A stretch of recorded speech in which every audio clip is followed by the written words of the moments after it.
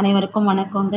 இன்றைக்கி வந்து பார்த்திங்கன்னா, நம்மளோட சேனலில் ஒரு ஹெல்த்தியான சூப்பரான ப்ரோட்டீன், அதாவது புரதச்சத்து நிறைந்த ஒரு சைட் டிஷ், இட்லி தோசைக்கு ஏற்ற மாதிரி ஒரு சைட் டிஷ் தான் நம்ம இன்றைக்கி பார்க்க போகிறோம்.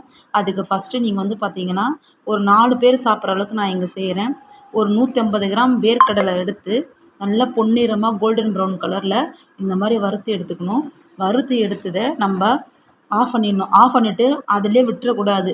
நம்ம என்ன பண்ணணும்னா, தோல் எடுத்து புடச்சி தனியாக வச்சுக்கணும். அடுத்தது வெறும் கலக்கால செஞ்சோம்னா ஒரு மாதிரி இருக்கும், டேஸ்ட்டு அந்தளவுக்கு நல்லா இருக்காது, ஒரு மாதிரி குழ குழன்னு இருக்கும்.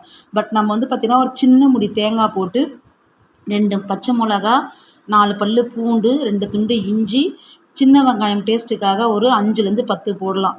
போட்டுட்டு உப்பு சேர்த்துட்டு நம்ம இதை தனியாக குறன்னு அரைச்சி எடுத்துகிட்டு வந்துடணும். ஸோ மொத்தமாக ஒன்றா போட்டோம்னா தேங்காய் அரைப்படாது. அதனால் இதெல்லாம் நம்ம வந்து அரைச்சி எடுத்துகிட்டு வந்துட்டு எப்படி இருக்குதுன்னு பாருங்கள். கோர்ஸாக நல்லா அரைச்சாச்சு. அதுக்கப்புறமா நம்ம வறுத்து ஆற வச்சு தோல் எடுத்த இந்த வேர்க்கடலையை ஒன்றா சேர்த்து மிக்ஸ் பண்ணிடலாம். ஸோ வறுத்த வேர்க்கடலையை நம்ம கடாயிலே விட்டுட்டோம்னா சூட்டில் வந்து பார்த்திங்கன்னா ரொம்ப ஒரு மாதிரி வறுபட்டு கசப்பு வந்துடும்.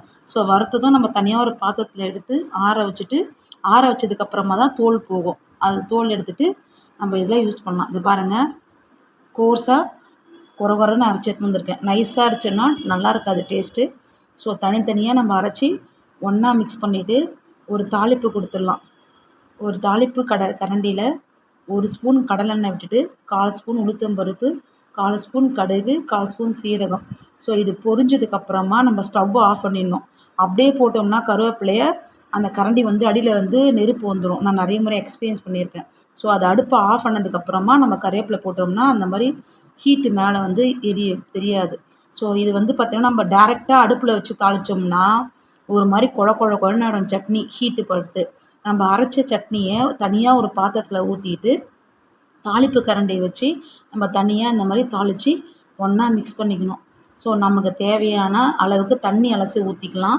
இல்லாட்டி கெட்டி தான் பிடிக்கும், கெட்டி சட்னி தான் எனக்கு பிடிக்கும்னு நினச்சிங்கன்னா அப்படியே நம்ம மிக்ஸ் பண்ணிவிட்டு இட்லியோ தோசையோ எதுவாக இருந்தாலும் இது சாப்பிட்லாம். அதுவும் காலையில் சாப்பிட்றது ஒரு ஹெல்த்தியான பிரேக்ஃபாஸ்ட்டுக்கு வந்து சூப்பரான சைட் டிஷ்ஷு. நான் வந்து வேர்க்கடலை சட்னியை சஜஸ்ட் பண்ணுவேன். ஸோ காலைல ப்ரோட்டீனோடு இருக்கிறது ரொம்ப நல்லது. வேர்க்கடலை நிறைய வந்து பார்த்திங்கன்னா புரதச்சத்து இருக்குது. ஸோ நைட்டு சாப்பிட்றதா 7 o'clock சாப்பிட்லாம் இந்த சட்னி.